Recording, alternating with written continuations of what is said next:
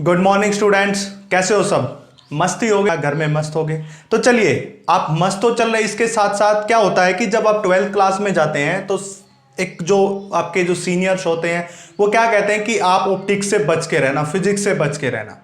Physics की जो दुनिया है उसमें एक ऑप्टिक्स की भी दुनिया होती है। ऑप्टिक्स को कोई भी कहे कि सर हमें ऑप्टिक्स समझ नहीं आती, ऑप्टिक्स में बहुत सारी प्रॉब्लम्स आती हैं, ऑप्टिक्स के न्यूमेरिकल कैसे सोल्व करें, तो मैं आपके लिए वीडियो लेक्चर और वीडियो सीरीज इसलिए लेके आया हूं कि आपकी उन सब प्रॉब्लम का मैं है समाधान कर सकूं। और मुझे कुछ नहीं चाहिए, सिर्फ मैं ये चाहता हूं कि जो प्रॉब्लम आप ऑप्टिक्स से फेस करते हैं, जो कहते हैं कि भाई ऑप्टिक्स आएगी और वो हमें प्रॉब्लम करेगी, उसको एक जो आपके मन में फोबिया बना हुआ, डर बना, आज मैं उसको दूर करूंगा। साथ साथ उसके न्यूमेरिकल कैसे सोल्व करते हैं वो भी देखेंगे।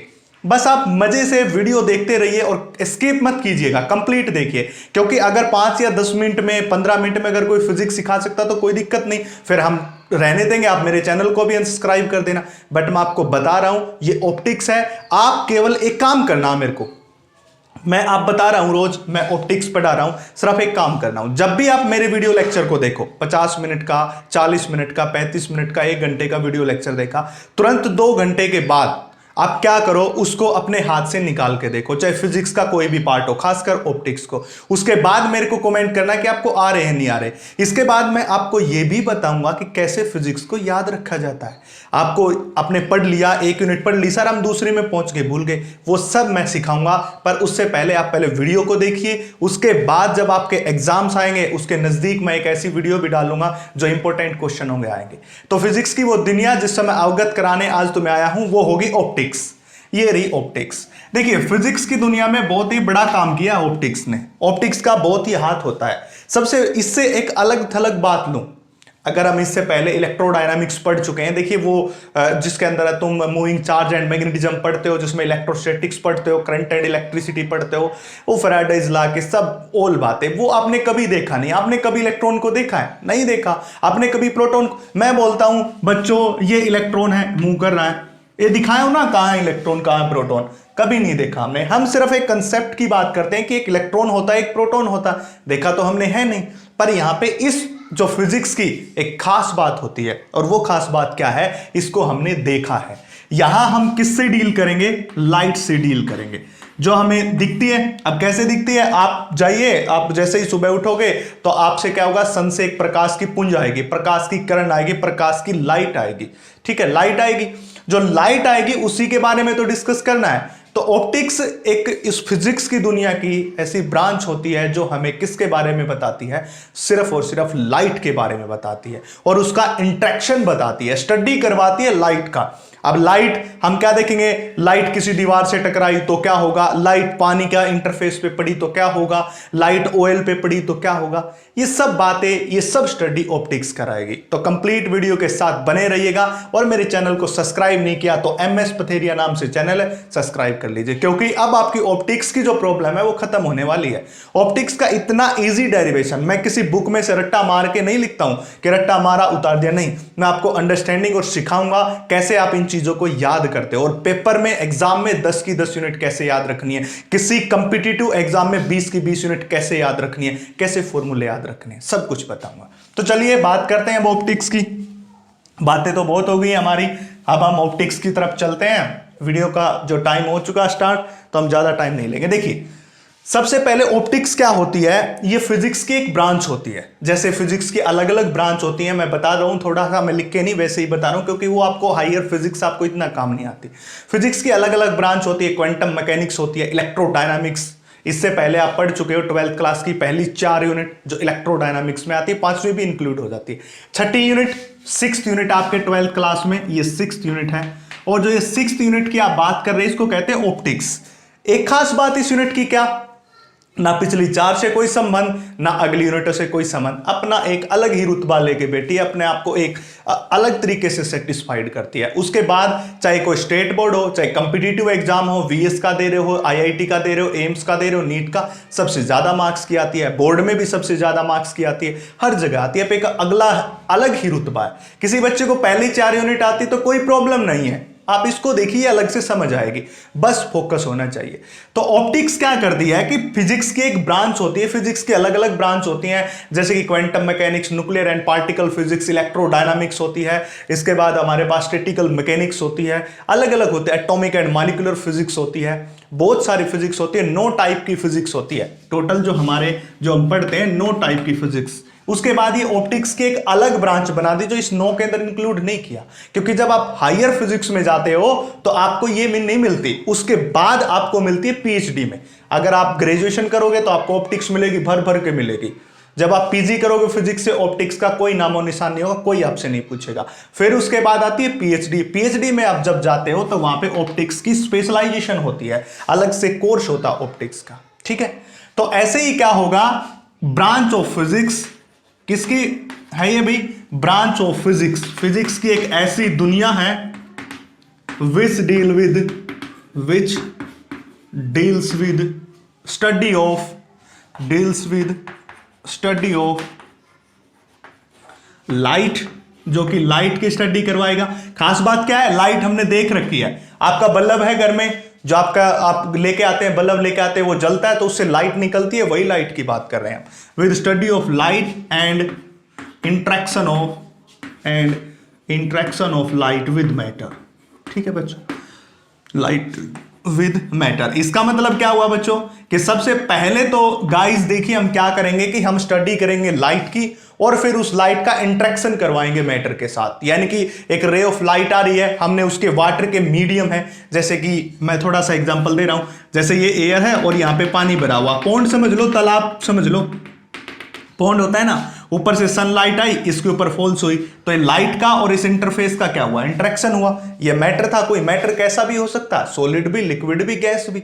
आपने पढ़ा हुआ ये बात तो केमिस्ट्री में पढ़ते हो, मैटर कैसा भी हो सकता है, सॉलिड, लिक्विड, गैस। यहां पे हमने पानी लिया, ये लाइट फॉल्स हुई, इंटरेक्शन हुआ। तो इन सब की जो डील्स करवाएगी वो करवाएगी ऑप्टिक्स। अब ऑप्टिक्स के क्या है, 2 पार्ट होते हैं, इस ऑप्टिक्स के 2 पार्ट होते हैं। जो पहला पार्ट है वो है रे ऑप्टिक्स, पहला पार्ट है रे ऑप्टिक्स, और जो सेकंड पार्ट है वो है हमारा वेव ऑप्टिक्स। ये 2 पार्ट हैं, एक रे ऑप्टिक्स है और एक है वेव ऑप्टिक्स। खास बात क्या है इन दोनों ऑप्टिक्स के अंदर, यहां पे क्या करेगा, हम जो लाइट जो लेके आ रहे हैं, जैसे कि सन से जो लाइट आ रही है उसको रे बोलेंगे, कि वो एक रे ऑफ लाइट है, एक प्रकाश का पुंज है, किरण है वो, उसके बारे में। इसकी दूसरी खास बात क्या है, सबसे ज्यादा डायग्राम इसी में होंगे, डायग्राम को बनाना आना चाहिए। रे ऑप्टिक्स सीखनी है, एक बात, पहली बात, जाते ही घर पे जैसे मेरा लेक्चर देखा, उनको डायग्राम को बनाना सीख लीजिए। डायग्राम आ गया, आपका काम 90% कंप्लीट, उसके बाद कुछ नहीं बचता। एक खास बात और, अगर आपको रे ऑप्टिक्स के डायग्राम थ्योरी में बनाने आ गए तो न्यूमेरिकल निकालने के लिए आपको कोई भी मशक्कत नहीं करनी, बिल्कुल मेहनत नहीं करनी, मैं सिखाऊंगा, मैं गारंटी लेता हूं, बस कंप्लीट वीडियो के साथ बने रहिए। दूसरी है वेव ऑप्टिक्स, इसमें डायग्राम कम होंगे, बट हम क्या मानेंगे कि जो लाइट चल रही है वो वेव की तरह बिहेव करती है। मतलब ये लाइट है, ये चल रही है, कैसी है, ये वेव की तरह बिहेव करती है, इसलिए हम इसको क्या कहते हैं, वेव ऑप्टिक्स कहते हैं। लाइट के 2 नेचर होते हैं ना, थोड़ी बहुत केमिस्ट्री वाले टीचर्स ने आपको बताई होगी, और उन्होंने बताया होगा कि जो लाइट होते हैं उसके 2 नेचर, ये पार्टिकल की तरह भी बिहेव कर सकता है, वेव की तरह भी। तो वो हम आगे बात देखेंगे कि पार्टिकल कैसे होता है। अब हमें सिर्फ एक ही बात पढ़नी है कि वेव ऑप्टिक्स में वेव की तरह बिहेव करेगा, क्योंकि नाम ही क्या है, वेव ऑप्टिक्स। तो चलिए स्टार्ट करते हैं। सबसे पहला जो चैप्टर है इसका रे ऑप्टिक्स। इसके बाद एक खास बात और देखने को मिली है मेरे को कि बच्चे कहते हैं 6D 6A 6B 6C। अरे क्या 6A क्या 6B, आपको पूरी फिजिक्स पढ़नी है, उसमें ABCD नहीं करना आपको। कोई एक बात था, कोई बोर्ड ने थोड़ी ना दिया, प्रदीप ने लिख दिया, मोडर ने लिख दिया, ज्योति किसी ने लिख दिया, पर ऐसा बोर्ड थोड़ी ना कहता है, उन्होंने तो सिलेबस दे रखा है। तो इसलिए हमें सिलेबस का प्रत्येक टॉपिक कवर करना। रे ऑप्टिक्स, रे ऑप्टिक्स, ये स्टार्ट करेंगे पहला चैप्टर, ठीक है बच्चों, रे ऑप्टिक्स। तो रे ऑप्टिक्स स्टडी करने से पहले हम क्या करेंगे, इसमें सबसे ज्यादा जो होते हैं रे के डायग्राम्स होते हैं बच्चों, कि रे के डायग्राम हम क्या बनाएंगे रे ऑप्टिक्स में, ठीक है। टोटली हम डील्स करेंगे रे ऑप्टिक्स में, किसके बराबर में, रे के, लाइट एक रे की तरह है, हम डील करेंगे, ठीक है बच्चों। तो इसमें सबसे पहले चलिए स्टार्ट करते हैं। सबसे पहला कंसेप्ट की तरफ हम बढ़ रहे हैं, तो अब अपना जो माइंड है वो इस पे फोकस करना, और वो होगा refraction of light, refraction of light. जो लाइट को स्टडी करवाए उसको हम क्या कहते हैं, ऑप्टिक्स कहते हैं। और इसमें सबसे पहला जो टॉपिक पढ़ेंगे वो पढ़ेंगे रिफ्रैक्शन ऑफ लाइट पढ़ेंगे बच्चों, लाइट का रिफ्रैक्शन कैसे हो। हाँ तो बच्चों सबसे पहला जो इसके अंदर टॉपिक पढ़ा जाएगा वो रिफ्रैक्शन ऑफ लाइट। अगर रिफ्रैक्शन ऑफ लाइट पढ़ना है तो इससे पहले आपको कुछ बेसिक बात पता होनी चाहिए कि लाइट क्या होती है। ये बात आपको पता होनी चाहिए कि सबसे पहले पता तो होनी चाहिए जिसके बारे में स्टडी कर रहे हैं वो क्या होती है। जैसे इलेक्ट्रोस्टैटिक्स में चार्ज के बारे में स्टडी किया तो हमने चार्ज क्या होता है पता किया। तो देखिए लाइट क्या होती है कि इलेक्ट्रोमैग्नेटिक रेडिएशंस होती है बच्चों। क्या होती है, इलेक्ट्रोमैग्नेटिक रेडिएशंस। ये आप जो 5वीं यूनिट पढ़ते हो वहां पे आप पे कंसेप्ट आता है कि इलेक्ट्रोमैग्नेटिक रेडिएशंस होती हैं। बस एक बात यही एक ऐसी बात है जो आप पीछे से डील करते रहो, बाकी बिल्कुल इंटायरली डिफरेंट है ये, और कोई लिंकिंग नहीं होगा। तो ये क्या होती है, इलेक्ट्रोमैग्नेटिक रेडिएशंस। जब मैंने जो इलेक्ट्रोस्टैटिक्स का लेक्चर बताया था वहां पे भी मैंने बताया था अगर कोई चार्ज पार्टिकल है ये v वेलोसिटी के साथ मूव कर रहा है और ये वेलोसिटी कांस्टेंट नहीं है। कैसी नहीं है, कांस्टेंट। अगर कोई बच्चे को नहीं पता तो अपने वीडियो लेक्चर में जाके देखिए इलेक्ट्रोस्टैटिक्स में, वहां मैंने बताया था कि अगर कोई चार्ज पार्टिकल चलता है और उसकी वेलोसिटी कांस्टेंट नहीं है तो इसके पास इलेक्ट्रिक फील्ड भी होता है, इसके पास मैग्नेटिक फील्ड भी होता है और इसके पास क्या होती है, रेडिएशंस भी होती हैं। वही इलेक्ट्रोमैग्नेटिक रेडिएशंस हैं ये, वही क्या है, इलेक्ट्रोमैग्नेटिक रेडिएशंस। ठीक है बच्चों, अगर कोई चार्ज पार्टिकल मूव कर रहा है, अगर वो चार्ज पार्टिकल रेस्ट के ऊपर है तो इलेक्ट्रिक फील्ड बनाएगा, और किसी कांस्टेंट वेलोसिटी के साथ मूव कर रहा है तो मैग्नेटिक फील्ड। और वो मूव तो कर रहा है बट कांस्टेंट वेलोसिटी के साथ नहीं, तो उसके पास इलेक्ट्रिक फील्ड भी होगा, मैग्नेटिक फील्ड भी होगा और इलेक्ट्रोमैग्नेटिक रेडिएशंस भी होंगे। तो क्या कहेंगे, ये क्या होते हैं, electromagnetic radiations which are visible or not visible to human eye बच्चों। क्या होती है कि जो लाइट होती है ये इलेक्ट्रोमैग्नेटिक रेडिएशंस होती हैं। मैंने पहले ही बताया कि इलेक्ट्रोमैग्नेटिक ईएम रेडिएशंस होती हैं। ठीक है, इलेक्ट्रोमैग्नेटिक रेडिएशंस 5 यूनिट में मैं पढ़ा चुका हूं, जिसमें इलेक्ट्रिक फील्ड इस तरफ मूव करता है, मैग्नेटिक फील्ड इस तरफ मूव करता है, और ये डायरेक्शन ऑफ प्रोपेगेशन किस तरफ होती है, जेड। उसको हम क्या कहते हैं, इलेक्ट्रोमैग्नेटिक रेडिएशंस। पहले वाला कंसेप्ट यूनिट में आप देखिएगा, वहां पे पता चल जाएगा। तो these are the electromagnetic radiations which are visible और not visible to human eye. यानी कि लाइट वो चीज होती है, एक रेडिएशंस है जो या तो हम अपनी आंखों से देख सकते हैं या नहीं देख सकते। अब जो सन से जो लाइट आ रही है, आपको पता है जो सन से लाइट आ रही है वो विजिबल होती है, हम देख सकते हैं। आपने पढ़ा हुआ ना विजिबल लाइट और इनविजिबल लाइट। अब विजिबल लाइट कहां से होती है, 3800 एंगस्ट्रॉम से 7800 तक उनकी वेवलेंथ की रेंज बता दी। और इनविजिबल मैं बता देता हूं, एग्जांपल देता हूं। कभी आपने सुना होगा एक्सरे, भाई एक्सरे करवा के आया हूं मैं, तो एक्सरे में उसको लाइट दिखती है, एक्सरे की नहीं दिखती। केवल हम विजिबल लाइट को देख सकते हैं और इनविजिबल लाइट को नहीं देख सकते। इसलिए मैंने कहा light is electromagnetic radiations which are visible, या तो देखा जा सकता है, नॉट विजिबल या नहीं देखी जा सकती ह्यूमन आई से। उसको हम क्या कहते हैं, लाइट कहते हैं बच्चों। तो ये था हमारा लाइट का कंसेप्ट। अब लाइट पढ़ने के बाद उसका रिफ्रैक्शन पढ़ेंगे हम। रिफ्रैक्शन, आर है, रिफ्लेक्शन नहीं है, रिफ्रैक्शन पढ़ेंगे। ठीक है, देखिए क्या होता है, खास बात क्या होती है, देखिए मान लिया जाए ये हमने क्या ले लिया, एक पॉन्ड ले लिया, तालाब ले लिया, ये ऐसे, इसके अंदर वाटर होगा। ठीक है बच्चों, ये अंदर क्या होगा, इसके वाटर, इसके अंदर होगा H2O और बाहर कौन होगा, इसके एयर होगी। सबको पता है, आपने देखा होगा ये इसका इंटरफेस, यानी कि ये सतह होगी वाटर की, उसके ऊपर एयर और नीचे वाटर। अब क्या करता है कि रे ऑफ लाइट इसके ऊपर फॉल्स हुई। अब बात कहोगे सर कहां से फॉल्स होगी, मान लीजिए सन से आ रही है, विजिबल लाइट है, दिखाई देती है, सन से रे ऑफ लाइट आ रही है। तो क्या होता है कि सन से जो लाइट आती है जब इस एक मीडियम से दूसरे मीडियम में जाती है, ये पहला मीडियम है क्योंकि एयर है और ये दूसरा मीडियम है क्योंकि वाटर है। तो जब ये पहले मीडियम से दूसरे मीडियम में जाती है तो अपने पाथ से डेविएट हो जाती है बच्चों। पाथ से डेविएट का मतलब क्या होना चाहिए, आपकी नजर में ऐसा होना चाहिए कि ये रे ऑफ लाइट आई, ये ऐसे जानी चाहिए, सीधी ऐसी जानी चाहिए, ऐसा होना चाहिए, बट ऐसा नहीं होता बच्चों। ये अपने पाथ से क्या करती है, डेविएट करती है, या तो ये इस तरफ चली जाएगी या इस तरफ चली जाएगी। देखिए ये परपेंडिकुलर है इसका, या तो ये इस तरफ जाएगी और या फिर इस तरफ जाएगी।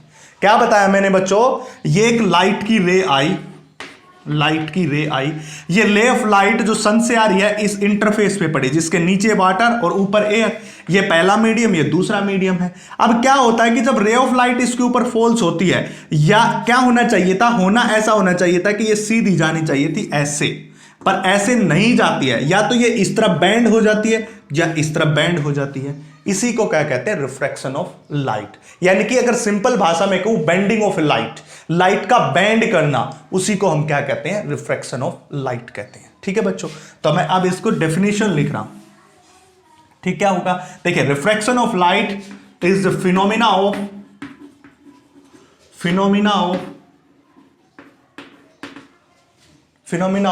bending of light, phenomena of bending of light when light moves from one medium to another medium, from one medium to another medium। यानी कि बेसिकली बात क्या है बच्चों, बेसिकली बात यह है, अगर कोई रे ऑफ लाइट एक मीडियम से दूसरे मीडियम में जाती है, वही बात बताई, तो अपने रास्ते से वो बैंड हो जाती है, उसी को हम क्या कहते हैं, रिफ्रैक्शन ऑफ लाइट कहते हैं। तो is the phenomena of bending of light when light moves from one medium to another medium, ऐसी बात कह सकते हैं। इसी के साथ साथ आप ऐसे कहते हो कि refraction of light is the phenomena of deviation of light. Bending की जगह आप डेविएशन का भी यूज कर सकते हो, आपकी मर्जी है। When light moves from one medium to another medium, जब एक मीडियम से दूसरे मीडियम में जाती है तो लाइट अपने पाथ से क्या करती है, बेंड कर जाती है, बेंडिंग ऑफ लाइट कर जाती है, उसी को हम क्या कहते हैं, रिफ्रैक्शन ऑफ लाइट कहते हैं। अब देखिए, दो बातें हो सकती है, इसके दो केस हो सकते हैं। एक पहला case, light moves from rare to denser,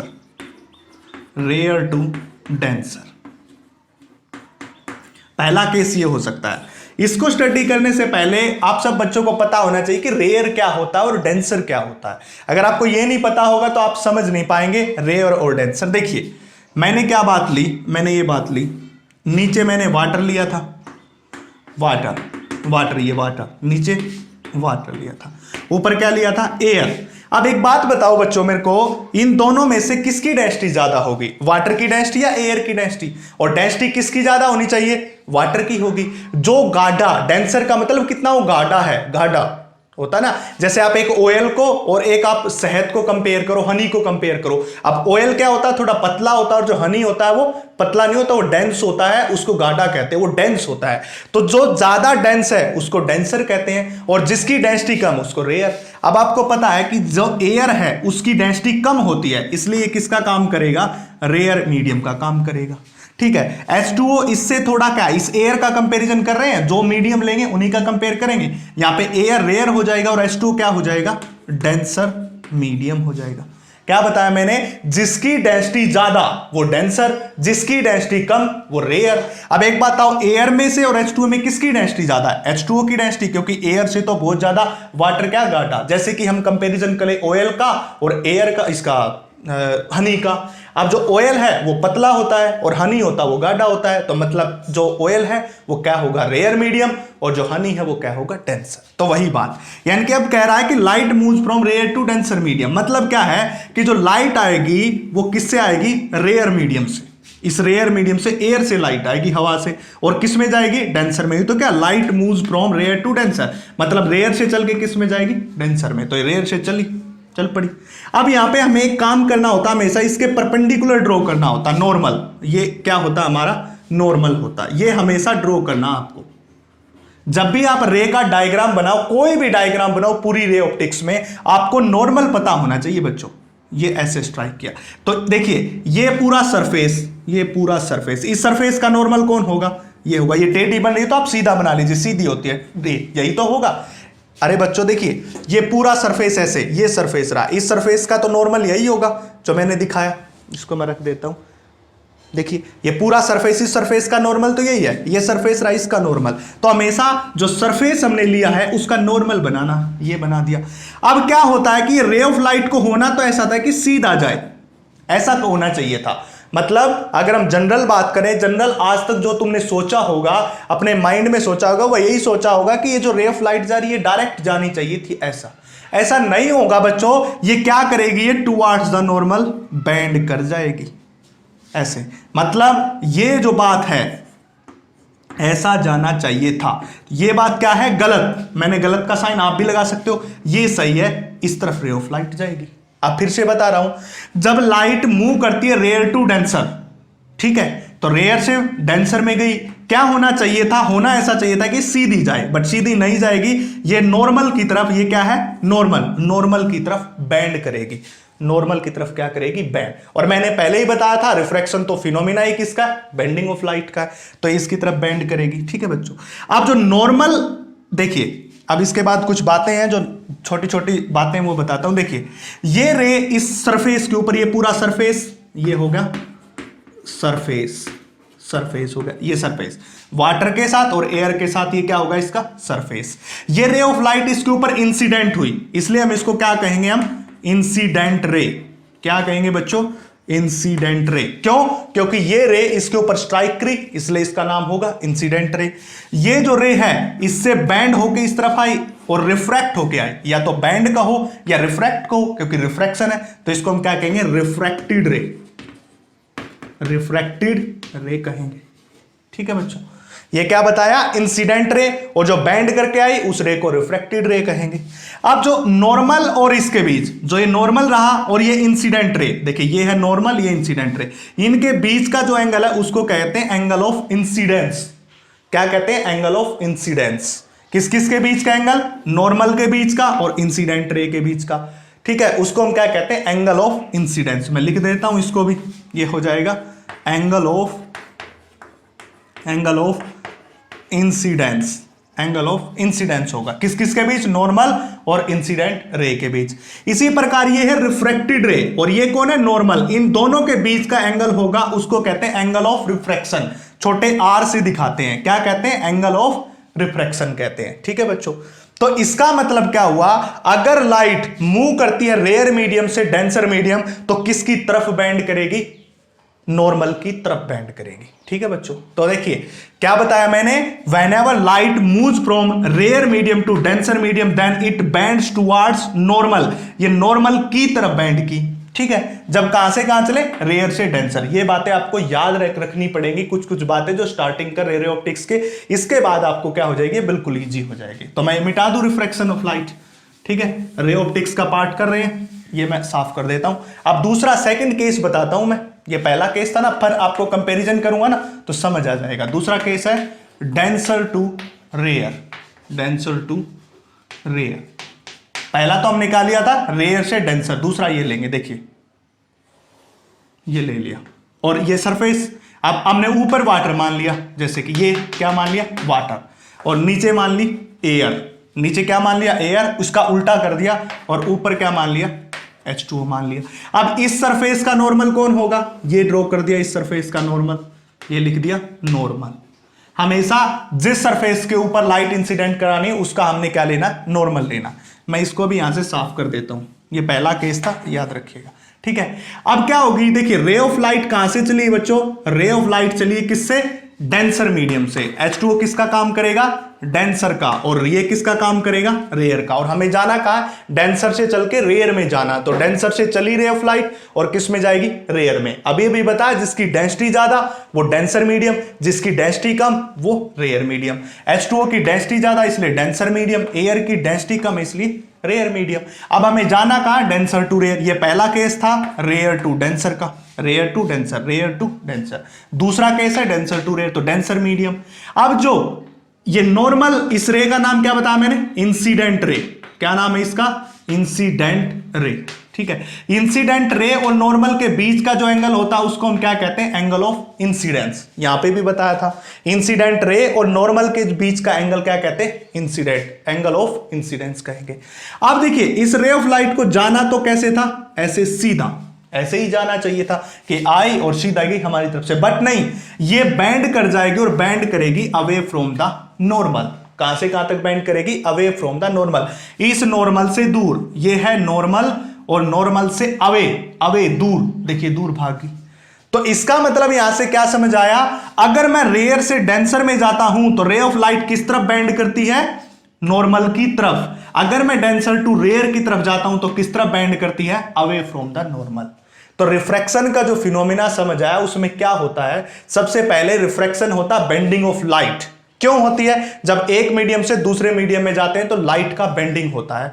इस फिनोमिना को हम क्या कहते हैं, रिफ्रैक्शन कहते हैं। इसके दो पॉइंट, पहला पॉइंट रेयर टू डेंसर, दूसरा डेंसर टू रेयर। अगर रे ऑफ लाइट रेयर मीडियम से चल के डेंसर में गई तो बेंड करेगी टुवर्ड्स द नॉर्मल। अगर रे ऑफ लाइट डेंसर से चल के रेयर में गई तो बेंड करेगी अवे फ्रॉम द नॉर्मल। ये दोनों बातें याद होना चाहिए। अब इस रे को हम क्या कहते हैं, रिफ्रैक्टेड रे। कौन सी रे कहेंगे हम, रिफ्रैक्टेड रे कहेंगे। और इनके बीच का जो एंगल होगा उस एंगल को हम कहेंगे आर, यानी कि angle of refraction, angle of refraction. ठीक है बच्चों, ये एक बेसिक बात है, दो चार जो आपको याद रखनी पड़ेंगे, उसके बाद आपको कोई प्रॉब्लम नहीं आएगी। सिर्फ बात क्या क्या याद रखनी है, रिफ्रैक्शन ऑफ लाइट क्या होता है, bending of light when light moves from one medium to another medium, उसको क्या कहते हैं, रिफ्रैक्शन। अब दो केस बनाया, if ray of light moves from rare to denser then it bends towards the normal, whenever it moves denser to rare then it bends away from the normal कहेंगे। ये बात थी हमारी बेसिक। इसके बाद कुछ छोटी छोटी बातें क्या है कि कोई टीचर आता है आपकी नॉलेज चेक करने के लिए, पूछ लेता है, कहेगा कि what is the angle of incidence, ये पूछ लेगा what is the angle of incidence. तो कहिए sir the angle between normal and incident ray, ये कौन सी रे थी, इंसिडेंट रे एंड नॉर्मल, इन दोनों के बीच के एंगल को हम क्या कहते हैं, एंगल ऑफ इंसिडेंस। वो कहे कि बताओ भाई दूसरे बच्चे को उठा के एंगल ऑफ रिफ्रैक्शन, तो कहेंगे sir the angle between refracted रे, this is the refracted ray, and normal के बीच, रिफ्रैक्टेड रे और नॉर्मल के बीच का एंगल, एंगल ऑफ रिफ्रैक्शन, और नॉर्मल और इंसिडेंट रे के बीच का एंगल, इंसिडेंस रे। नाम से ही पता चला इंसिडेंट रे, तो एंगल ऑफ इंसिडेंट, रिफ्रैक्टेड रे एंगल ऑफ रिफ्रैक्शन का है। ठीक है, तो ये बात होगी। फर्स्ट पार्ट कर रहे हैं कौन सा, रे ऑप्टिक्स। और रे ऑप्टिक्स में कौन सा फिनोमिना हमने पढ़ा है, अभी तक हमने पढ़ लिया कि रिफ्रैक्शन ऑफ लाइट क्या होती है। ठीक है बच्चों, मेरे चैनल एमएस पथेरिया को सब्सक्राइब कर लीजिए अगर आपको ये सब पसंद आ रहा है तो। ठीक है बच्चों, अब इसके बाद जो गाइस हमें क्या करना है, हमें बताना है कि ये लाइट जो है, लाइट जो है ये बैंड क्या करती है, वाहे लाइट बैंड, वाहे लाइट बैंड। ठीक है, रिफ्रैक्शन के फिनोमिना में क्या बता, जब रेयर से डेंसर की तरफ जाएगी तो क्या करेगी, टुवर्ड्स द नॉर्मल बेंड करेगी, और डेंसर से रेयर जाएगी तो अवे फ्रॉम द नॉर्मल। अगर लिखना चाहते हो तो पहले में लिख सकते हो whenever ray of light moves from rare to denser medium then it bends towards the normal, और सेकंड केस लिख सकते हो whenever light moves from denser to rare medium then it bends away from the normal। और दो diagram बनाए हैं, वो diagram भी बना देना, वो आपने उतार ही ली। ठीक है बच्चों, अब वाहे लाइट बैंड, तो गाइज ये पूछा जाता है कि लाइट बैंड क्यों करती है, इसका सीधा सा आंसर हो जाएगा due to change in velocity, due to change in velocity. Velocity के चेंज होने के कारण क्या है, बेंड करती है। अब ये भी बताया ना, देखिए पहला केस मैंने लिया था जब रेयर मीडियम से किस में गए, डेंसर मीडियम में। अब आप एक्सपर्ट हो चुके होंगे कि रेयर का काम कौन करेगा, एयर। क्यों, क्योंकि इसकी एयर की डेंसिटी कम है, किसके कंपैरिजन में, वाटर के कंपैरिजन में, इसलिए वाटर किसका काम करता है, डेंसर का, और ये किसका, रेयर। क्यों, क्योंकि वाटर की डेंसिटी ज्यादा, इसकी कम है, ये नीचे वाटर हो गई।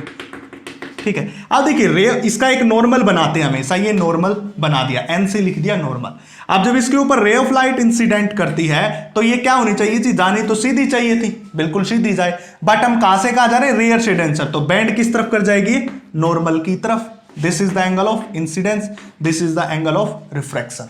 ठीक है, नॉर्मल इंसिडेंट रे के साथ जो एंगल बना एंगल ऑफ इंसिडेंस, नॉर्मल जो ये नॉर्मल गया, नॉर्मल रिफ्लेक्टेड रे के साथ बनाए उसको क्या कहते हैं, एंगल ऑफ रिफ्रैक्शन। अब क्या कहता है कि लाइट बैंड क्यों होती है, इसका सीधा सा example, due to change in velocity, बता दीजिए। कहेंगे कैसे, अब आप एक बार तो एयर में दौड़ोगे, आपकी वेलोसिटी होगी कुछ, क्या उसी वेलोसिटी उसी स्पीड के साथ वाटर में दौड़ सकते हैं, क्या उसी वेलोसिटी के साथ मैं एक तालाब बना दूं जिसमें हनी है, उसमें दौड़ सकते हो, नहीं दौड़ सकते, आपकी वेलोसिटी चेंज हो जाती है। क्यों, क्योंकि एयर में आप ज्यादा स्पीड से भागते हो, और अगर वहां पे मैं हनी डाल दूं या वाटर डाल दूं पॉन्ड में तो आपकी वेलोसिटी बहुत ज्यादा कम हो जाती है, जिसके कारण रे ऑफ लाइट बेंड करती है। उसी प्रकार जब रे ऑफ लाइट एयर में चलती है तो इसकी स्पीड कितनी होती है, सी के बराबर 3 × 10⁸ मीटर पर सेकेंड।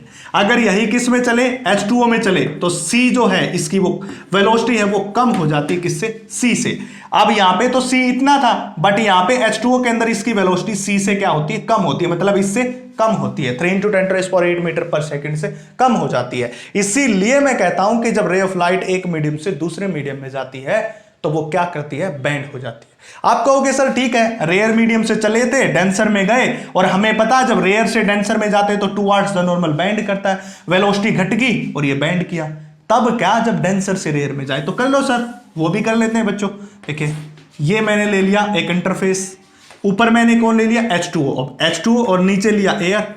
अब आपको पता बच्चों, इसमें से डेंसर का काम कौन करेगा और रेयर का कौन, डेंसर का ये करेगा। क्यों करेगा, क्योंकि इसकी डेंसिटी ज्यादा है। और ये किसका काम करेगा, रेयर का, क्योंकि एयर की डेंसिटी कम है। ये सब बच्चों को पता है। इसके बाद ये हो जाएगा इसका नॉर्मल, बिल्कुल नॉर्मल हो जाएगा। अब मैंने कहा कि रे ऑफ लाइट इंसिडेंट की, ये की। अब आपको पता है कि जब या तो जाना तो सीधा चाहिए था, बट नहीं गया। क्यों, डेंसर से रेयर में जा रहे हैं तो अवे फ्रॉम द नॉर्मल क्या करेगा, बेंड करेगा। क्योंकि हम कहां से कहां जा रहे हैं, डेंसर से रेयर। डेंसर से रेयर जाते हैं तो नॉर्मल से दूर भागती है रे ऑफ लाइट, भाग जाएगी दूर इससे। और जब रेयर से डेंसर जाएंगे तो उसको अट्रैक्ट करेगी, उसको पास लेके आएगी। ठीक है।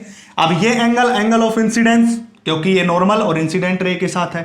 ये एंगल ऑफ रिफ्रैक्शन क्यों, क्योंकि रिफ्रैक्टेड रे और नॉर्मल के साथ है, इसलिए एंगल ऑफ रिफ्रैक्शन कहते हैं। ठीक है बच्चों, ये बात हुई। तो देखिए गाइस, यहां पे ये वाटर है, इस वाटर में वेलोसिटी क्या, कम, और इसमें आ जाएगी एयर। एयर में आते ही उसकी वेलोसिटी वापस से इसके बराबर। तो मतलब अब क्या हो रहा है, ज्यादा वेलोसिटी से, पहले तो क्या था, ज्यादा से कम पे गए थे, अब कम वेलोसिटी से ज्यादा पे। क्योंकि जब वाटर में थी रे ऑफ लाइट तो उसकी वेलोसिटी थी कम, और जब एयर में आ गए तो उसकी वेलोसिटी होगी ज्यादा। तो अब भी तो चेंज वेलोसिटी का हो रहा है। तो वेलोसिटी का जहां पे चेंज होगा वहां पे डेविएशन होगा। बात आई या नहीं आई समझ में? तो यही तो हम कहते हैं। अब इसका एग्जाम्पल समझना हो तो मैं सिंपल सा एग्जाम्पल बताता हूं। मैं कहता हूं कि आप चलिए सीधा चलते रहिए, आप सीधे चलेंगे, मैं आपके ऊपर 2 क्विंटल वजन डाल देता हूं। ले भाई, मैंने ईंट डाली, 1 क्विंटल 1.5 क्विंटल के आपके ऊपर लाद दिया। अब क्या आप सीधे चलोगे? ऐसे चलोगे जैसे आपने दारू पी रखी हो, चक्कर आ रहे हो, तो बैंड हुआ ना। क्यों? क्योंकि आपकी वेलोसिटी कम होगी। अब आप खाली हो, कुछ नहीं ले रखा, तो आप स्पीड से भाग सकते हो। अगर आपके ऊपर मैं डाल दूं 1 या 1.5 क्विंटल, तो फिर आप उस स्पीड से भाग सकते हो? नहीं भाग सकते। बैंड करोगे, ऐसे चलोगे जैसे अपने दारू पी। वही काम इसका होता है। वाटर में इसकी वेलोसिटी क्या, कम थी, बाहर आके ज्यादा होगी, तो ये क्या करेगी, बैंड कर जाएगी। बात क्या याद रखनी है, रिफ्रैक्शन ऑफ लाइट। बेंडिंग होता लाइट का जब एक मीडियम से दूसरे मीडियम में जाते हैं। अगर हम डेंसर से रेयर में गए तो to away from the normal भागेगी रे ऑफ लाइट। अगर हम रेयर से डेंसर में जाएं, उल्टा हो जाए, तो टुवर्ड्स द नॉर्मल भागेगी लाइट। ठीक है बच्चों, तो ये बात थी। इसको हम क्या कहते हैं, रिफ्रैक्शन ऑफ लाइट कहते हैं। ये छोटा सा कंसेप्ट था, क्योंकि इसमें टाइम सोचोगे सर छोटा बोल रहे, टाइम क्यों लग रहा है? क्यों? क्योंकि बच्चों आप पहली बार ऑप्टिक्स पढ़ रहे हो, तो मुझे समझाने में थोड़ा टाइम लेना पड़ेगा। क्योंकि अगर मैं स्पीड से निकल गया, आपको समझ नहीं आएगी, आपको प्रॉब्लम होगी। तो ये होगा। ठीक है बच्चों, तो ये होगा हमारे पास रिफ्रैक्शन ऑफ लाइट। अब इसके बाद क्या करना है, हमें इसके लॉज को स्टडी करना होता है, लॉज ऑफ रिफ्रैक्शन। अब हम थोड़ा स्पीड से चल सकते हैं, क्योंकि आपने कुछ जो बेसिक बातें थी वो जान ली। लॉज ऑफ रिफ्रैक्शन ये स्टडी करेंगे। इसके बाद हम क्या होता है लॉज ऑफ रिफ्रैक्शन, यानी कि रिफ्रैक्शन होने के लिए कुछ कंडीशन को फॉलो करना पड़ेगा हमें। क्या कहता है, अगर हमें रिफ्रैक्शन देखना है, जब हमने पढ़ा कि भाई एक मीडियम से दूसरे मीडियम में जाती है, लाइट बेंड करती है, तो उसके कुछ लॉज दिए साइंटिस्ट ने, बताया कि अगर ये फॉलो करेगी तो ही ऐसा काम होगा। सबसे पहला बात क्या बताई, देखिए इंसिडेंट रे। इंसिडेंट रे आपको पता होगा ना, इंसिडेंट रे क्या होती है, जो इंसिडेंट करती है, जिसमें एंगल ऑफ इंसिडेंस बनता है। दूसरा रिफ्रैक्टेड रे, रिफ्रैक्टेड रे। अब ये भी आपको पता होगा, रिफ्रैक्टेड रे, जब मैंने एक रे ऑफ लाइट को इंसिडेंट किया था अभी पीछे, तो वो रिफ्रैक्ट होके आई थी, उसी को रिफ्रैक्टेड रे कहते हैं। And normal. अब नॉर्मल का तो आपको पता ही, सरफेस का normal, normal are in the same plane, are in the same plane, एक ही प्लेन में होने चाहिए बच्चों ये सब के साथ। अगर आपको रिफ्रैक्शन दिखाना है तो इंसिडेंट रे मैं बता देता हूं फिर से, जैसे कि ये एयर है और ये कौन है, वाटर। तो एयर किसका काम करेगा, रेयर मीडियम का। रेयर का मतलब डेंसिटी कम। और H2O किसका काम करेगा, डेंसर, क्योंकि एयर के कंपैरिजन में इसकी डेंसिटी ज्यादा होती है, इसलिए डेंसर का। अब ये रे ऑफ लाइट ऐसे इंसिडेंट करवाई थी, इसको हम क्या कहते हैं, इंसिडेंट रे कहते हैं। अब ये जानी थी सीधी, सीधी तो जाएगी नहीं, हम जा रहे हैं रेयर से डेंसर, और रेयर से डेंसर में जाते हैं तो टुवर्ड्स द नॉर्मल बेंड करता है। इस रे को क्या कहा था, रिफ्रैक्टेड रे, और इसको क्या कहा था, नॉर्मल। ये तीनों चीज, इंसिडेंट रे, नॉर्मल और रिफ्रैक्टेड रे, एक ही प्लेन में होनी चाहिए। अगर इसका प्लेन चेंज हो गया तो इसका मतलब रिफ्रैक्शन टेक प्लेस नहीं करेगा। अब बात आती है कि सर सेम प्लेन का मतलब आप क्या समझाना चाह रहे हैं। मैं कह रहा हूं देखिए हमारे पास तीन प्लेन है, एक जनरल, एक छोटा सा बिल्कुल इजीएस्ट स्टेप से बताऊंगा मैं, एक्स, वाई और जेड। मैं कहता हूं कि अगर इंसिडेंट रे एक्स में है, रिफ्रैक्टेड रे भी एक्स में ही होनी चाहिए, और ये जो तीसरी हमने ली ये नॉर्मल, ये भी एक्स में होना चाहिए। ऐसा नहीं होना चाहिए इंसिडेंट तो एक्स में है, रिफ्रैक्टेड वाई में है, और तीसरी जो नॉर्मल है वो जेड में। यानी कि अगर मैं ये बात करूं ये प्लेन तो सब इसी प्लेन में होना चाहिए, अगर मैं बात करूं ये प्लेन तो सभी इसी में होने चाहिए, अगर मैं बात करूं ये प्लेन तो सभी इसी में होने चाहिए। या तो सभी इस तरफ हो, या सभी इस तरफ हो, या सभी इस तरफ हो। ये प्लेन समझ आएगा ना, या तो इस तरफ या इस तरफ या इस तरफ, एक ही प्लेन में होने चाहिए, तभी ये काम होगा। तो ये था पहला law, incident ray, refracted ray and normal are in the same plane, एक ही प्लेन में होने चाहिए। ये पहली बात थी। दूसरा क्या होता है, इसका जो इंपॉर्टेंट लॉ होता है स्नेल्स लॉ। स्नेल्स लॉ, ये क्वेश्चन कई बार जो है बोर्ड में भी पूछा गया है, 2-3 नंबर में आता है, और उसके साथ साथ इसकी कुछ खास बातें, इंपॉर्टेंट बातें जो मैं बताऊंगा, जो कि कॉम्पिटिटिव एग्जाम के लिए आप इंपॉर्टेंट होगी। स्नेल्स लॉ, स्नेल्स लॉ बताने से पहले, ये स्नेल्स लॉ इसको बताने से पहले मैं इसकी पहले डेफिनेशन लिखूंगा, आप सुन लीजिएगा डेफिनेशन क्या होती है, उसके बाद आपको समझ आ जाएगा कंप्लीट कंसेप्ट क्या है। क्या कहता है कि is defined as ratio of sine of angle of incidence, sine of angle of incidence to sine of angle of refraction. दो ही एंगल थे, इज कांस्टेंट।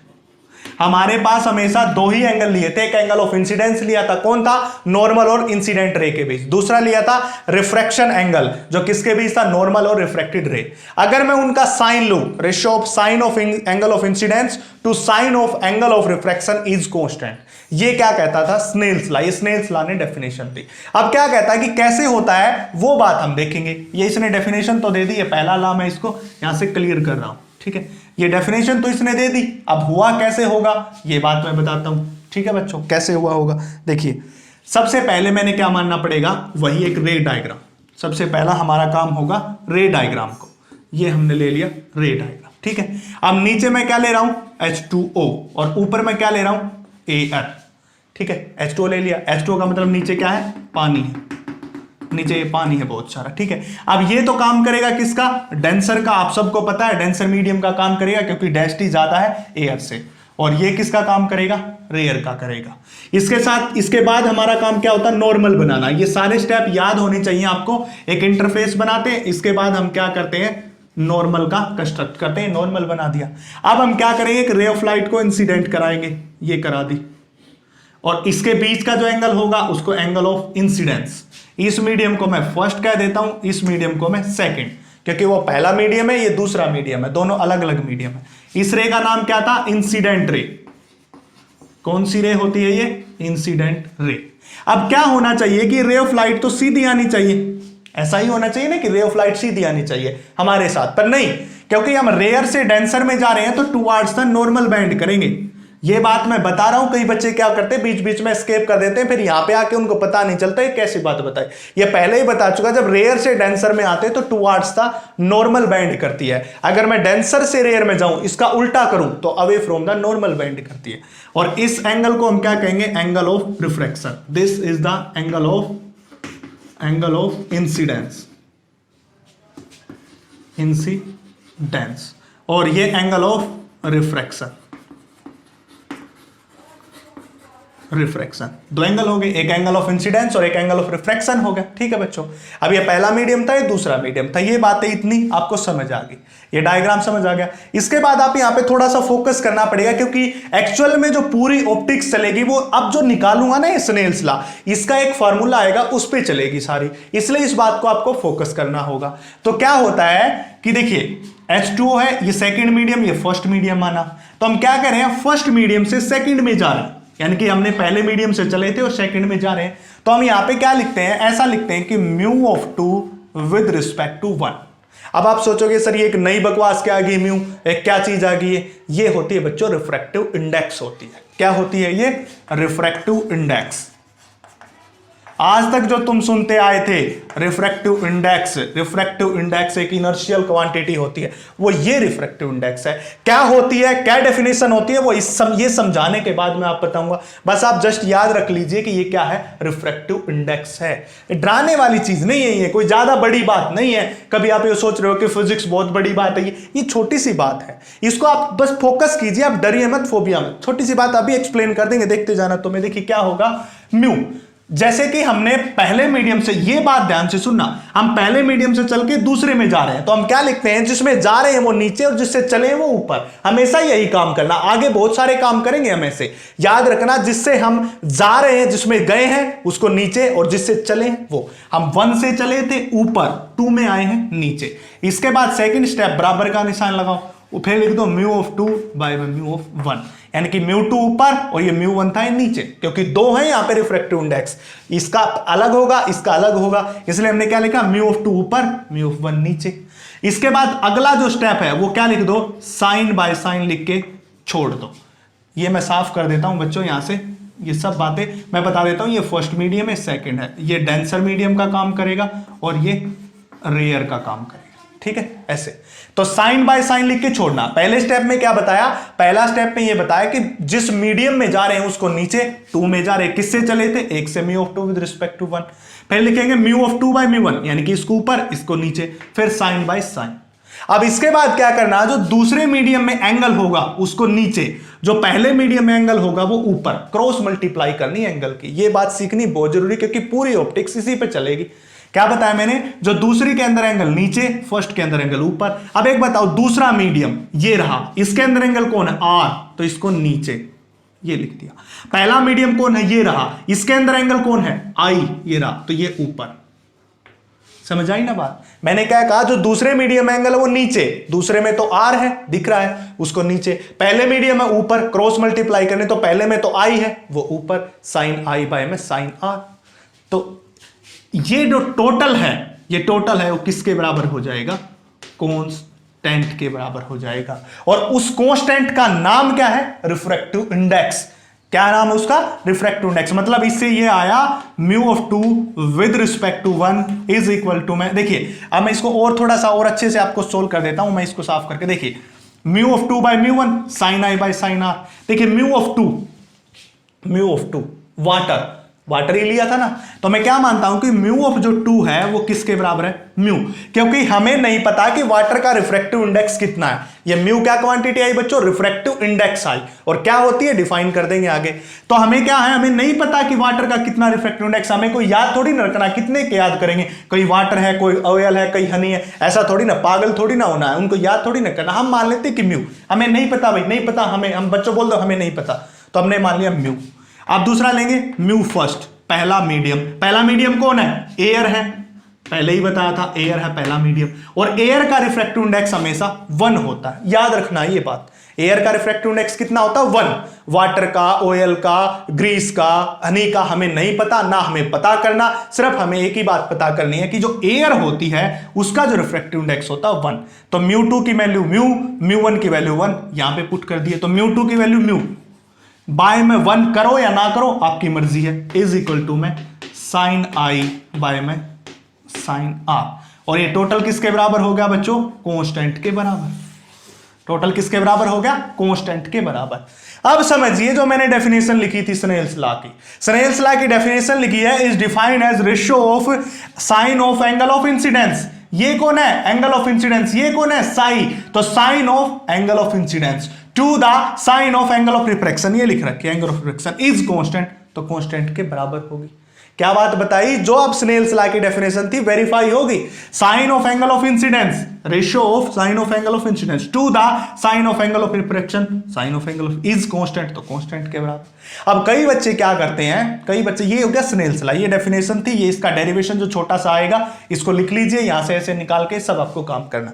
अब कुछ बच्चे क्या करते हैं कि इसको लिख देते हैं कि sir Snell's law is defined as the ratio of sine of angle of incidence to sine of angle of refraction, इतना ठीक, is equal to refractive index, इसके बराबर कर देते हैं। नहीं बच्चों, बिल्कुल गलत है। स्नेल्स लॉ ने बिल्कुल नहीं कहा था कि वो म्यू के बराबर होता है, स्नेल्स लॉ ने कहा था कि ये किसके बराबर होता है, कांस्टेंट के बराबर। इसलिए माइंड के साथ खेलेगा टीचर अपने, वो कहेगा क्या रिफ्रैक्टिव इंडेक्स के बराबर होता, तो बोलेगा नहीं सर, रिफ्रैक्टिव इंडेक्स नहीं कहा था, उसने केवल कांस्टेंट बताया था, बाद में मॉडिफिकेशन के बाद म्यू लगा दिया, उस कांस्टेंट को म्यू बता दिया, वो एक अलग बात है। ठीक है बच्चों, तो ये बात हमने क्या बताई, स्नेल्स लॉ की, और वो वेरीफाई भी हो चुका, sine of angle of incidence sine by sine of angle of refraction is constant, ये बात स्नेल्स लॉ ने बताई थी।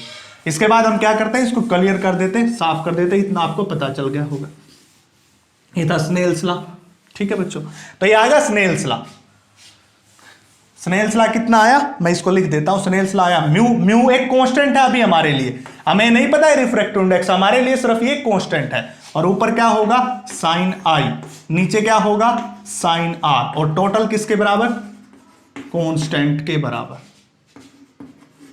ये हो जाएगा। ठीक है बच्चों, अब क्या आता है कि हमने स्नेल्स लॉ पढ़ा, अब क्वेश्चन आपसे कुछ पूछ लेता, कई बार एग्जामिनर क्या करेगा, आपसे क्वेश्चन पूछ लेगा, ऐसा कंपिटिटिव एग्जाम में भी आया, वेयर स्नेल्स लॉ फेल, धीरे से, छोटा सा क्वेश्चन है, अच्छा सा प्यारा सा क्वेश्चन आपको दिख रहा, देखिए वेयर स्नेल्स लॉ फेल। देखिए ऑप्टिक्स में क्या करोगे आप, बड़े बड़े क्वेश्चन से डरोगे, सर इतनी बड़ी स्टेटमेंट, होगा कुछ नहीं, खोदा पार निकली चुया, ऐसा काम मिलेगा। यहां पे एक छोटा सा क्वेश्चन है, where Snell's law fail, Snell's law fail, देखिए कितना छोटा सा, बिल्कुल मासूम बन रहा है, बट ये बड़ा ही खतरनाक है। हम कैसे पता करें स्नेल्स लॉ फेल हो जाएगा, स्नेल्स लॉ कब फेल हो सकता है, स्नेल्स लॉ फेल तब हो सकता है अगर इन दोनों का रेशियो 1 आ जाए। क्या आ जाए, इन दोनों का रेशियो 1 आ गया तो वहां पे फेल ही हो गया ना। अगर इन दोनों का रेशियो 1 आ जाए, कांस्टेंट है जो 1 आ जाए, तो क्या हो जाएगा फेल। और कब होगा, तो सॉल्यूशन लिखेंगे, कब होगा, for normal incidence, normal incidence किसके लिए होगा, नॉर्मल इंसिडेंस के लिए, आंसर है फॉर नॉर्मल इंसिडेंस। ये बात अब कहोगे कि सर क्या हमें तो समझ नहीं आ रही ये बात, आप क्या बता रहे हो नॉर्मल इंसिडेंस के लिए, मैं बताता हूं, अब समझते रहना। देखिए ये पहला मीडियम, ये सेकंड मीडियम, इसको हमने एयर कहा था, इसको हमने H2O, ये रेयर मीडियम होगा, डेंसर क्यों, इसकी डेंसिटी ज्यादा उसकी कम है। ये था हमारा नॉर्मल, हमेशा बनाते थे। ठीक है, अब हम क्या करते थे कि हम यहां से इंसिडेंट कराते थे रे ऑफ लाइट, हमेशा यहीं से करवाई थी, आपने देखा होगा। पर मैं क्या कह रहा हूं, आपके पास नॉर्मल इंसिडेंस कराता हूं, मैं यहां से ना करा करके मैं इसी के साथ कराता हूं बच्चों, इसी के साथ कराता हूं, ये करा दी ना। देखिए पहले मैंने इंसिडेंट करवाई थी कहां से, पहले मैं इंसिडेंट करवा रहा था यहां से, अब मैंने इस रे को उठा के इस तरफ कर दिया, समझ आई ना बात। ये था नॉर्मल, मैं पहले यहां से इंसिडेंट कराता था तो ये एंगल ऑफ इंसिडेंस होता था, कोई भी आई होगा कुछ भी। अब मैं इसको उठा के उस तरफ लेगा तो आई की वैल्यू कितनी हो जाएगी, 0 होगी ना, 0। पहले मैं यहां से करवाता था, मैंने इसको उठाया रे को हाथ से और इस पे ले गया, तो ये आई किसके बराबर हो जाएगा, 0।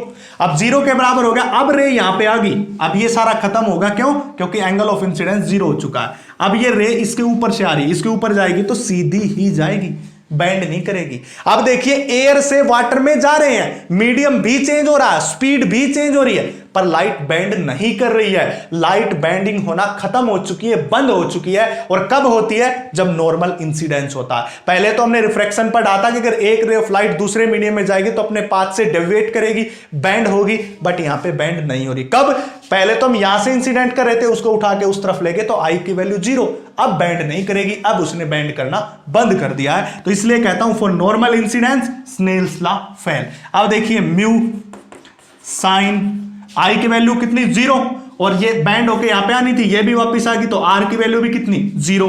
तो साइन आई की जगह 0 पुट करोगे 0, आर की जगह 0, साइन 0 की वैल्यू 0 बाय 0 मतलब म्यू किसके बराबर आ गया, 0 के बराबर। तो ये स्नेल्स लॉ क्या होगा, फेल। तो लिख सकते हो Snell's law fails for normal incidence. क्यों, जब नॉर्मल इंसिडेंस होता तो कोई लाइट की बेंडिंग नहीं होती, बट हमने पहले पढ़ा था जब लाइट एक मीडियम से दूसरे मीडियम में जाती है तो लाइट बेंड करती। क्यों, क्योंकि वेलोसिटी चेंज होती है। यहां पे वेलोसिटी भी चेंज हुई, एक मीडियम से दूसरे मीडियम में भी गई, फिर भी लाइट बेंड नहीं हुई। इसी को कहते हैं फेलियर ऑफ स्नेल्स लॉ। और किसके लिए होता, फॉर नॉर्मल इंसिडेंस के लिए। ये बात थी सेकंड। तो आया बच्चों समझ में, आ रही ऑप्टिक समझ में, कुछ पल्ले पड़ रहा है। बोल रहे थे ना मुश्किल है, कहां मुश्किल है, मुश्किल नहीं है, इजी है। अब भी थोड़ी थोड़ी आपको फोबिया और थोड़ा थोड़ा डर लग रहा होगा, थोड़ा सा, वो कुछ तो दूर हो गया। अब सोचिए कितना दूर होगा, तो और भी दूर हो जाएगा। बस आप बने रहिए वीडियो के साथ। इसके बाद डिफाइन करेंगे हम रिफ्रैक्टिव इंडेक्स। रिफ्रैक्टिव इंडेक्स जो अब तक हम पढ़ते आए थे, रिफ्रैक्टिव इंडेक्स, वो डिस्कस करेंगे हम। इसको डिनोट किससे करते हैं, म्यू से। देखिए बच्चों, रिफ्रैक्टिव इंडेक्स को म्यू से डिनोट किया जाता है। ऐसा साइन होता है, देखिए ऐसे लेके जाओ, ऐसे लाओ और ये यू बना दो, ऐसा साइन होता है रिफ्रैक्टिव इंडेक्स का। ये रिफ्रैक्टिव इंडेक्स क्या होता है, देखिए एक सीधी सी डेफिनेशन बताता हूं मैं रिफ्रैक्टिव इंडेक्स की। म्यू, इसी से तो डिनोट करने के लिए कहा था म्यू। क्या होता है, ये रेशियो होता है speed of light, speed of light general ratio होता है, speed of light in vacuum. आप सोचोगे सर वैक्यूम क्या होता, चलो एयर मान लो, वैक्यूम समझ नहीं आ रहा। एयर, एयर क्या होता, देखिए हमारा स्पेस देखा, हमारा यूनिवर्सल देखा, वो एयर है, उसलिए हम एयर कहते हैं। और वैक्यूम एक ऐसी जगह होती है जहां पे एयर भी नहीं होता। कई आपको ग्रह से मिलेंगे जहां पे वैक्यूम है, एयर है ही नहीं, तो वो होगा। इसके बटे में क्या होता है, speed of light, speed of light in medium. ठीक है, ऊपर तो हमने क्या ले लिया, speed of light in vacuum या एयर में। पता है स्पीड ऑफ लाइट मीडियम का मतलब, आप वाटर ले लो, आप शहद ले लो, आप और कुछ जो ऑयल ले लो, कोई ग्रीस ले लो, कुछ भी ले लो उस मीडियम में। इन दोनों का जो रेशियो होता है ना, उसी को म्यू कहते हैं बच्चों।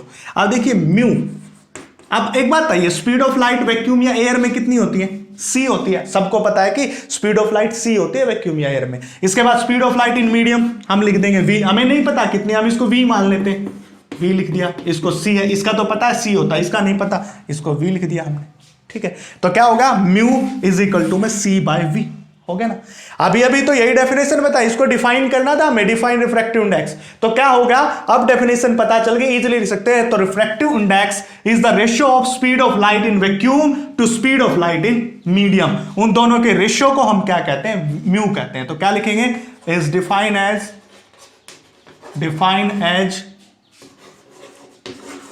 Ratio of speed of light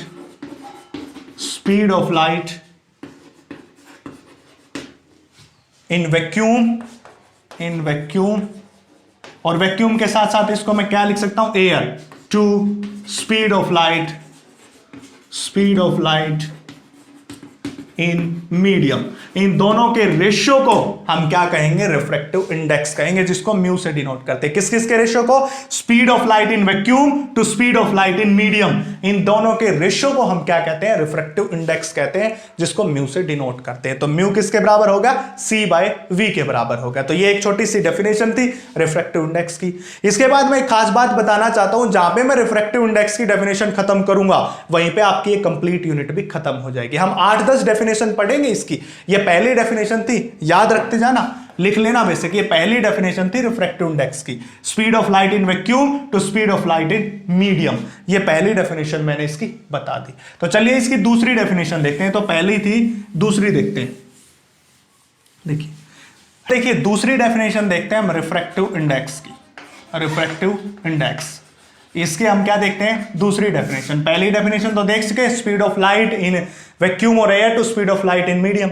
अब दूसरी जो होती है, क्या होती है कि इज द रेशियो ऑफ, बड़ी इजी डेफिनेशन है, is the ratio of real position to apparent position.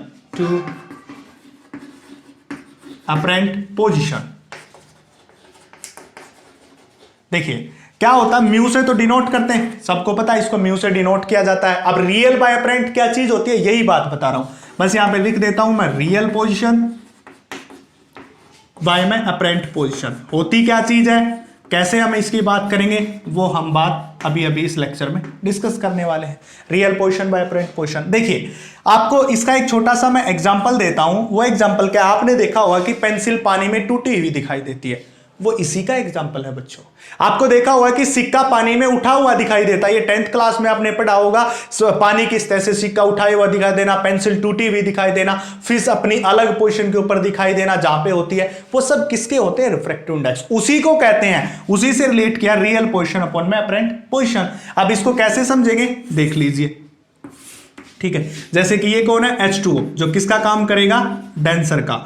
ये होगा सेकंड मीडियम, अब की बार ये फर्स्ट ले लिया, कोई भी मान सकते हो, आपकी मर्जी है, चाहे इसको फर्स्ट मानो, चाहे इसको सेकंड, चाहे इसको फर्स्ट मानो, इसको सेकंड।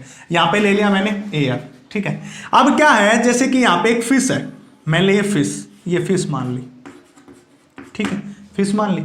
अब इस फिश की रे से एक लाइट चलेगी, फिश की रे से क्या चलेगी, एक लाइट, आंख से, जो फिश की आंख है उससे रे ऑफ लाइट चलती है बच्चों। मैं देख रहा हूं, मैं तुम्हें देख रहा हूं, तुम मुझे देख रहे हो, तुम्हारी आंख से एक रे ऑफ लाइट चलती है, वो फोन पे फोकस होती है, जिसके कारण आपको दिखाई देता है। उसी प्रकार फिश की जो आंख है उससे भी एक रे ऑफ लाइट चलेगी। अब आपको पता है कि जो नॉर्मल, ये तो कौन है, नॉर्मल, और नॉर्मल जो इंसिडेंट रे के साथ एंगल बनाए उसको एंगल ऑफ इंसिडेंस कहते हैं। अब आपको यहां पे एक चीज डिफर करती मिली होगी कि हमेशा हम आई को ऊपर और आर को नीचे बनाते थे, वो आपके मन में एक धारणा बन चुकी थी, इसलिए मैंने अलग डायग्राम। क्यों, क्योंकि आपको सिर्फ एक बात याद रखनी है, जो इंसिडेंट रे नॉर्मल के साथ एंगल बनाए उसको एंगल ऑफ इंसिडेंस कहते हैं, ना कि वो ऊपर ही बनाना जरूरी है, वो नीचे भी हो सकता है, ऊपर भी हो सकता है। तो नॉर्मल के साथ इंसिडेंट रे, जो इसके ऊपर ऐसे करके इंसिडेंट हो रही है उसको इंसिडेंट रे कहेंगे। अब ये है डेंसर मीडियम, ये है रेयर, आपको पता होगा एयर रेयर होता है। अब ये रे ऑफ लाइट जानी तो सीधी चाहिए थी, बट ये जाएगी किस तरफ, इस तरफ जाएगी, क्योंकि ये क्या करें, डेंसर से रेयर, और डेंसर से रेयर में कहां पे, away from the normal band होती है। मैंने दो बातें बताई थी, अगर रेयर से डेंसर जाए तो टुवर्ड्स द नॉर्मल, डेंसर से रेयर जाए तो अवे फ्रॉम द नॉर्मल। तो हम कहां जा रहे हैं, डेंसर से रेयर में, इससे चले थे उसमें गए अवे फ्रॉम द नॉर्मल। और इस एंगल को कहेंगे एंगल ऑफ रिफ्रैक्शन, क्योंकि नॉर्मल और रिफ्रैक्टेड रे के बीच का एंगल है।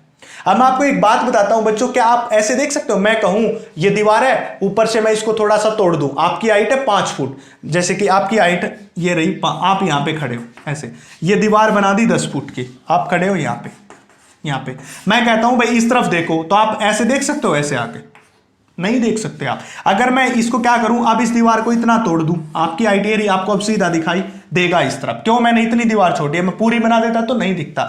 इसी प्रकार क्या होगा, जो यहाँ पे आदमी खड़ा है, जैसे मैं खड़ा हूं, ये एक इंसान खड़ा है, उसकी एक काली काली आंखें हैं, क्या है ये, KKA, काली काली आंखें, ये खड़ा हुआ है, और इसको सिर्फ सीधा दिखाई देगा, ना कि यहां पे आके बेंड करके। अभी अभी एग्जांपल दिया, मतलब इसको जो फिश है वो कहां पे दिखाई देगी बच्चों, इसको फिश दिखाई देगी इस पॉइंट के ऊपर, ये तो ओरिजिनल पोजीशन थी F, और इसको कहां पे दिखाई देगी, F डैश के ऊपर। इसी प्रकार पानी में जो सिक्का होता है वो यहां पे होता है, और देखने वाले को बाहर से यहां पे दिखाई देता है, क्यों, क्योंकि वो सीधा देख सकता है। तो ये KKA का मतलब काली काली आंखें, ये देख रहा है, इसको सीधा यहां पे दिखाई देगा, न कि यहां पे, इसको अपनी पोजीशन से अलग पोजीशन के ऊपर दिखा रहा है। तो ये इसकी पोजीशन कौन सी है, रियल, और ये कौन सी है, अपरेंट। इस रियल और अपरेंट के रेशियो को ही रिफ्रैक्टिव इंडेक्स कहते हैं। इसको मैंने A पॉइंट मान लिया, इसको मैंने B मान लिया। अब ये एंगल I है तो ये एंगल भी I हो जाएगा, वो एंगल R है तो वो एंगल भी कितना हो जाएगा, R हो जाएगा। तो ये सब बातें आपको पता होनी चाहिए, ठीक है बच्चों। अब हमें क्या करना है, अब हमारा वही काम है, वही स्नेल्स लॉ को अप्लाई करना। जिस मीडियम में जा रहे हैं वो नीचे, मतलब 2 में जा रहे हैं नीचे, और किससे चले, 1 से, देख सकते हो 1 से चल के 2 में गए, उसको ऊपर। अब इसके बाद क्या रखना, म्यू ऑफ 2 बाय म्यू 1, यानी कि ये नीचे ये ऊपर। इसके बाद क्या करना है, साइन बाय साइन लिख के छोड़ना, ये बात भी बता दी। फिर क्रॉस मल्टीप्लाई किसकी, एंगल की, 2 के अंदर एंगल नीचे, अब 2 के अंदर एंगल तो R है, नीचे लिख दिया, 1 के अंदर एंगल ऊपर, अब ये 1 मीडियम ये है, देखो ये मान रखा है, इसके अंदर एंगल कौन था, I, ये एंगल तो हमने बाद में बनाया, एक्चुअल में एंगल ये था I, ये मैंने इसलिए डायग्राम कंसीडर किया। इससे पहले आप ऊपर तो इंसिडेंट एंगल, नीचे R आप ले लेते थे, कोई बात नहीं, बट ये भी आपको पता होना चाहिए, पेपर में ऐसा भी आ सकता, जरूरी नहीं वैसा है, ऐसा भी, ठीक है, इतना हो गया। अब आपको पता है कि म्यू ऑफ जो 2 है, अब देखिए यहां पे एक खास बात है, वहां पे हम सीधा सा म्यू ऑफ 2 को म्यू लिख देते थे, नहीं, पहले इस डायग्राम पे आओ, देखो म्यू ऑफ 2 दूसरा किसका, कौन है, एयर है, और एयर का रिफ्रैक्टिव इंडेक्स कितना होता है बच्चों, 1 होता है, इसलिए आप 1 लिखिए। ये म्यू ऑफ 1 H2O है और म्यू ऑफ 1 H2O का हमें नहीं पता, इसलिए म्यू लिखा, क्योंकि पहले वाले जो हमने डायग्राम बनाए वहां पे सीधा म्यू 2 को म्यू और म्यू 1 को 1 रख दिया था। यहां ऐसा नहीं करना है, आपको एक एक चीज माइंड में रखनी है। दूसरा मीडियम एयर है और एयर का रिफ्रैक्टिव इंडेक्स 1 होता है, इसलिए इसको 1 किया। वाटर का नहीं पता, इसलिए म्यू। दोनों बातें इसमें पुट कर दो, 1 बाय में म्यू इज इक्वल टू में साइन आई बाय में साइन आर। अगर मुझे म्यू निकालना तो मैं ऊपर लेके जाऊंगा, तो ये ऊपर और ये नीचे हो जाएगा, तो ये होगा, तो यहां पे रखेंगे, इसको हम म्यू निकालेंगे। देखिए मैं इसको म्यू निकालना, तो ये ऊपर ये नीचे, तो ये भी ऊपर ये नीचे, तो क्या हो जाएगा साइन आर अपॉन में साइन आई हो जाएगा, यानी कि ऊपर जाएगा ये, नीचे आएगा ये। अब हमें साइन आर और साइन आई की वैल्यू चाहिए, दोनों को मिल जाए तो पुट कर देंगे, आंसर आ जाएगा। अब यहां पे निकालते हैं साइन आर। अब साइन आर क्या होता है, परपेंडिकुलर अपॉन में हाइपोटेन्यूज। ये आपको पता है, साइन क्या होता है, लंब बटे कर्ण, परपेंडिकुलर। अब ये एंगल ना आर, इस ट्रायंगल में देखिए, इस ट्रायंगल में साइन आर क्या होगा, परपेंडिकुलर ये हाइपोटेन्यूज, इसका परपेंडिकुलर कौन, ए बी, इसके लिए परपेंडिकुलर ये, और इसका हाइपोटेन्यूज इसके लिए कौन हो जाएगा, बी एफ डैश, ये हो जाएगा इसका हाइपोटेन्यूज। इसी प्रकार हम किसकी वैल्यू निकालेंगे, साइन आई की वैल्यू निकालेंगे। किसकी निकालेंगे, साइन आई। साइन आर की निकाल चुके, साइन आई की। तो इस ट्रायंगल में देखिए, जब हम साइन आई की वैल्यू निकालेंगे तो इसके लिए परपेंडिकुलर लेंगे और दूसरा हाइपोटेन्यूज, ठीक है बच्चों। तो दूसरा हम क्या निकालेंगे, साइन आई। देखिए इस पूरी ट्रायंगल में साइन आई, ये पूरा देखिए, ये पूरा ये ट्रायंगल साइन आई कौन होगी, ए बी। इस पूरी ट्रायंगल के लिए ए बी हाइपोटेन्यूज और बी एफ, ये इसका क्या हो जाएगा, हाइपोटेन्यूज। ए बी क्या, परपेंडिकुलर, बी एफ क्या, हाइपोटेन्यूज। क्या बताया, साइन आर के लिए हमने सिर्फ ये ट्रायंगल देखी थी, ए एफ डैश बी, ठीक है। बट जब हम साइन आई की वैल्यू बात करेंगे तो इसके लिए ट्रायंगल देखेंगे ए बी एफ, ये पूरी ट्रायंगल ऐसे, ये पूरी, और इसके लिए ये हो जाएगा। अब दोनों की वैल्यू यहाँ पे मैं इसको साफ कर रहा हूं, पुट कर दीजिए, कीजिए पुट। साइन व्यू, साइन आर की वैल्यू हो रही ए बी बाय में बी एफ डैश, बटे में क्या हो जाएगा, sine i a b by में बी एफ। ए बी से ए बी क्या हो जाएगा, कैंसिल। अब म्यू क्या बचेगा, बी एफ बाय में बी एफ डैश, ये बच गया, ठीक है बच्चों। अब मैं आपको एक बात बताता हूं, देखिए अब हमारे पास बचा b f by b f dash, ये बच गया। अब मैं मानता हूं अगर ये बी पॉइंट माना था, ये क्लोज होता ए के, क्योंकि जो रे डायग्राम मुझे इतना बड़ा बड़ा दिखा दिया, ऐसे नहीं होते हैं। रे डायग्राम बिल्कुल छोटे छोटे होते हैं जो आपको दिखाई नहीं देते, बिल्कुल पास नजदीक। ये जो बी पॉइंट है इस ए के क्लोज होता, क्या लिखता मैं, इफ बी इज, यहां पे b is close to a, b किसके क्लोज होता, ए के क्लोज होता। ये बी पॉइंट ए होता, तो मैं ए की जगह बी रख सकता था, क्योंकि ए अब बी के बराबर हो चुका, तो रख दो। म्यू इज इक्वल टू, मैं बी की जगह क्या रखो, ए, मतलब ए एफ, बाय में बी की जगह रखो ए, मतलब ए एफ डैश, ठीक है। अब एक बात था, ये इस पॉइंट से ए एफ कौन सी पोजीशन थी, बच्चों, रियल पोजीशन। ए एफ कौन है, रियल पोजीशन है ना, रियल पोजीशन दिख रही होगी, डिवाइडेड बाय में ए एफ डैश, और एफ डैश कौन सी ली थी, अपरेंट पोजीशन। क्या बताया मैंने, ए एफ तो क्या था, ओरिजिनल पोजीशन के ऊपर, या रियल पोजीशन जो फिक्स प्रेजेंट है, ए एफ डैश कैंसिल हो जाएगी, अपरेंट पोजीशन हो जाएगी। तो ये दूसरी बात थी रिफ्रैक्टिव इंडेक्स की definition number second, ratio of real position to apparent position या real depth to apparent depth, ये दूसरी डेफिनेशन थी इसके लिए। इसके बाद मैं कुछ प्रॉपर्टीज बताता हूं, जो म्यू जो रिफ्रैक्टिव इंडेक्स पढ़ रहे हैं इसकी कुछ प्रॉपर्टीज कौन कौन सी होती हैं। इसके बाद इस वीडियो लेक्चर को यहीं पे विश्राम देंगे और फिर एक नई वीडियो के साथ, फ्रेश माइंड के साथ फिर से हाजिर होंगे आपके सामने। अब मैं एक छोटी सी बात जो बता देता हूं, प्रॉपर्टीज ऑफ म्यू, और म्यू क्या है यहां पे, रिफ्रैक्टिव इंडेक्स है बच्चों। क्या है, रिफ्रैक्टिव इंडेक्स। इस रिफ्रैक्टिव इंडेक्स की प्रॉपर्टीज पता होनी चाहिए। सबसे पहले बात देखिए, म्यू की डेफिनेशन निकाली थी सी बाय में वी, निकाली थी ना, velocity of light in air to velocity of light in medium. एक बात आओ, इस वेलोसिटी ऑफ लाइट की यूनिट क्या होती है, मीटर पर सेकंड। इसकी भी यूनिट कितनी होगी, मीटर पर सेकंड। दोनों को कैंसिल कर दिया तो कितना आया, 0। मतलब इसके पास यूनिट नहीं है, और यूनिट नहीं है तो डायमेंशन भी नहीं है। पहली बात मैंने बता दी, सी बाय वी, ये भी वेलोसिटी है, ये भी वेलोसिटी है, और वेलोसिटी की यूनिट सब बच्चों को पता, मीटर पर सेकंड। इसकी मीटर कैंसिल होगी तो क्या बचेगी, नो यूनिट एंड डायमेंशन। ना तो इसके पास क्या होता डायमेंशन होता, ना इसके पास क्या होती यूनिट। ना तो डायमेंशन है ना यूनिट है, कट गई, आपको बता दिया। Second property, depend upon temperature. Depend upon temperature, अगर कोई पूछे कि जो रिफ्रैक्टिव इंडेक्स है किसके ऊपर डिपेंड करता है, तो टेम्परेचर के ऊपर डिपेंड करता है बच्चों। कैसे डिपेंड करता है टेम्परेचर पे, आप समझिए। आपके घर में ऑयल है, उस ऑयल को गर्म कर लीजिए, छोड़िए गर्म मत कीजिए, एक ऑयल ले लीजिए। एक आप ले लीजिए हनी, हनी को आप हाई टेम्परेचर पे गर्म कर दिए। जैसे जैसे आप उसको टेम्परेचर बढ़ाओगे, वो हनी है जो अपना उसकी लिक्विडनेस थी, जितना वो गाढ़ा था वो कम होना स्टार्ट हो जाएगा, वो बिल्कुल क्या हो जाएगा, जो है पतला हो जाएगा। मतलब उसकी डेंसिटी कम हो रही है, मतलब वो क्या है, कम डेंसर हो रहा। दूसरी बात, आपके घर में घी होगा, जो रखते घी है, आप जब घी को गर्म करोगे तो वो किस में आ जाता है, लिक्विड फॉर्म में। पहले उसकी डेंसिटी कम थी, बाद में लिक्विड फॉर्म में आके क्या होगी, डेंसिटी कम। तो जैसे जैसे टेम्परेचर बढ़ाएंगे वैसे वैसे उसकी रिफ्रैक्टिव इंडेक्स है जो वो कम होती जाएगी। ये बात थी दूसरी। थर्ड बात, depend upon wavelength. Depend upon wavelength. Third बात क्या है, ये किसके ऊपर डिपेंड करता है बच्चों, वेवलेंथ। म्यू होता है वो किसके ऊपर डिपेंड करता है, वेवलेंथ के ऊपर डिपेंड करता है।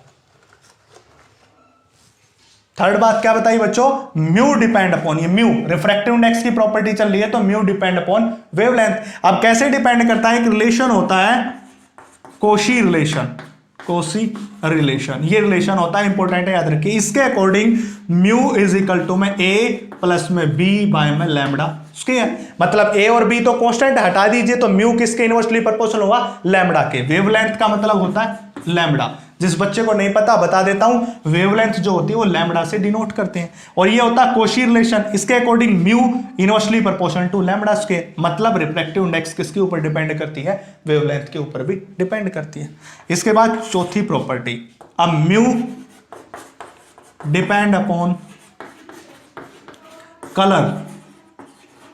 किसके ऊपर डिपेंड करता है, कलर के ऊपर। समझ सकते हो, विजिबल लाइट ले लो, विबग्योर ले लिया, वॉयलेट, ब्लू, इंडिगो, अलग अलग कलर हुए, अलग अलग कलर की अलग अलग वेवलेंथ हुई, और वेवलेंथ के ऊपर तो डिपेंड ही करता है, इसलिए कलर के ऊपर भी डिपेंड करे। क्या बताया, कलर ले लिया, ग्रीन अलग, वॉयलेट अलग, रेड अलग, और सब कलर की अलग अलग वेवलेंथ होती है, और वेवलेंथ तो म्यू के ऊपर डिपेंड करती है, पहले ही बता। तो ये प्रॉपर्टीज थी रिफ्रैक्टिव इंडेक्स की, पता होनी चाहिए। सबसे पहली प्रॉपर्टी, यूनिट नहीं होती, डायमेंशन नहीं होता। दूसरा, टेम्परेचर के ऊपर डिपेंड करता है, जैसे बढ़ाओगे रिफ्रैक्टिव इंडेक्स कम। तीसरा, depend upon wavelength according to Cauchy relation. चौथा, डिपेंड अपॉन कलर, कलर के ऊपर डिपेंड करता है। ये प्रॉपर्टीज थी म्यू की।